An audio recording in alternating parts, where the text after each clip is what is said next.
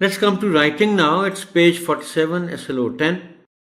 اور اس میں talk to the students about the picture before they write about it. چونکہ جو ٹاسک ہے وہ یہ ہے کہ write a few lines using the given word bank. اور ساتھ اضافی طور پر add punctuation marks like full stop, question mark and comma.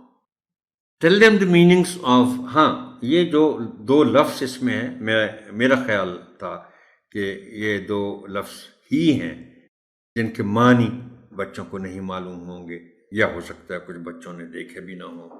اس میں ایک سی سو ہے اور ایک سنیکس ہے.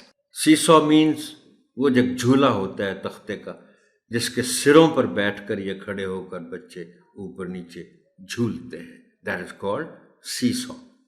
اور سنیکس آپ بتا سکتے ہیں کہ یہ جنک فوڈ میں شامل ہیں، لیکن سنیکس کا مطلب یہ ہوتا ہے کہ کسی بھی دو کھانوں کے درمیان، یعنی ناشتے اور دوپہر کے کھانے کے درمیان یا دوپہر اور رات کے کھانے کے درمیان کسی بھی وقت آپ کھانے کی ہلکی پھلکی چیزیں جو لیتے ہیں، کوئی چپس لے لیے، کوئی فرائز لے لیے، کوئی وغیرہ وغیرہ وغیرہ، ہلکی پھلکی چیزیں، ان کو کہتے ہیں سنیکس.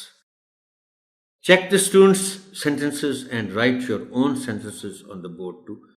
بچوں نے تو جو ظاہر سینٹنس لکھنے ہیں، لیکن my request to you will be کہ آپ پہلے سے تیار شدہ سینٹنس یعنی آپ لکھ کے اپنے پاس رکھیں گے تاکہ بچے اپنے سینٹنس لکھ چکیں اور آپ ان کے سینٹنسز کو چیک کر لیں، تو پھر آخر میں آپ اپنی طرف سے یہ سینٹنس آپ بورڈ پر لکھ کر بچوں کو کہیں کہ وہ کاپی کر لیں.